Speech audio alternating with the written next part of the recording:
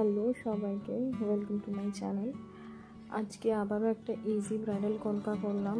আর এবার থেকে ভাবছি শুধু ইজি কলকাই করব, কারণ আমি আমার ভিডিওতে দেখলাম যে সব থেকে বেশি একটা ভিডিওই সব থেকে বেশি সবাই দেখছে, সেটা হচ্ছে ইজি ব্রাইডাল কলকা ফর বিগিনার।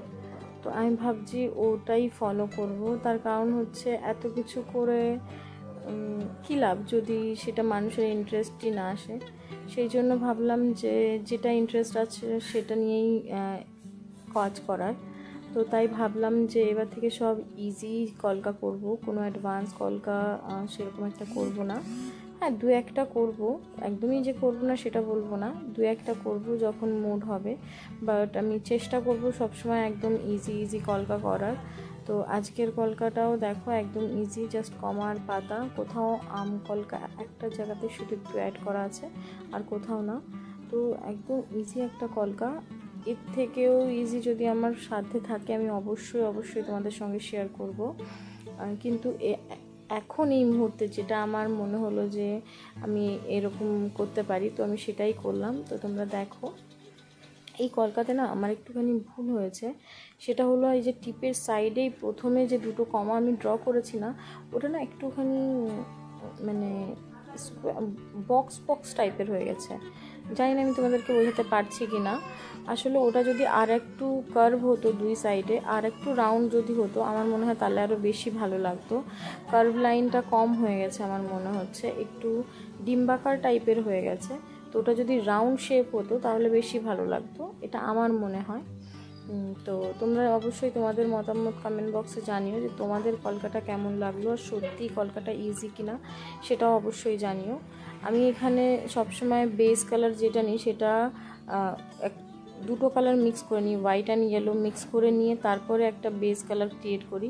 তার উপর আমি হচ্ছে তোমার হোয়াইট দিয়ে হাইলাইট করি। এটা মানে আমার একদম ইম্পর্ট্যান্ট হিস্সা যারে বলতে পারো কলকার। তারপরে যদি কখনো মুড হয় তাহলে মেরুন ইউজ করি বা মেরুন দিয়ে হাইলাইট করি, কিন্তু ম্যাক্সিমাম ক্ষেত্রে আমি এই দুটো কালারই বেশি ইউজ করি। এখানে দেখো পাতা করতে গিয়ে আমার না পাতাটা ভুল হয়ে গেছে, একটু বেশি ছোচাল হয়ে গেছে। এবার ওটাকে ঠিক করতে গিয়ে পাতাটা আরও বেশি মোটা হয়ে গেছে। তো আমি কি করেছি, ওটাকে কিভাবে ম্যানেজ দিলাম দেখো, পরের যে পাতাটা আমি ছোট করেছিলাম সেটাকে সামান্য একটু বড় করে দিলাম যাতে ব্যাপারটা মানানসই লাগে।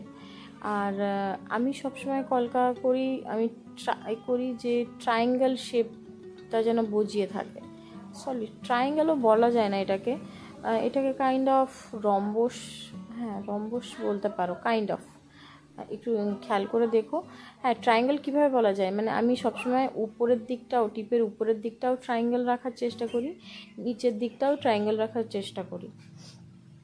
তো আমার মনে হয় এরকম হলে বেশি ভালো লাগে দেখতে। তোমরা অন্যরকমভাবে যদি ট্রাই করে থাকো অবশ্যই সেটা আমাকে কমেন্ট বক্সে জানিও, আমি ট্রাই করে দেখব। বাট এই মুহূর্ত অবধি তো আমি এরকম শেপটাই বেশি করে আসছি, আর আমার মনে হলো এই শেপটাই যেন বেশি ভালো লাগে। এই যে কলকাটা, এটা ব্রাইডাল রিসেপশন দু ক্ষেত্রেই করা সম্ভব বলতে করা যায়। তা কিন্তু তুমি যদি ব্রাইডে করো তাহলে সাইডটা আর একটু বাড়িয়ে দিলে বেশি ভালো লাগে।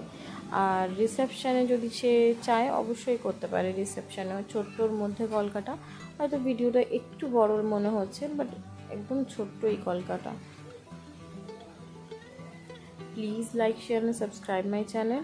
আর হ্যাঁ, তোমাদের মানে কি বেশি তোমরা দেখতে পছন্দ করছো বা কোন ধরনের ভিডিও তোমরা চাও আমাকে একটু কমেন্ট বক্সে জানিও, তাহলে আমি সেই রকমভাবেই করব। Thanks for watching.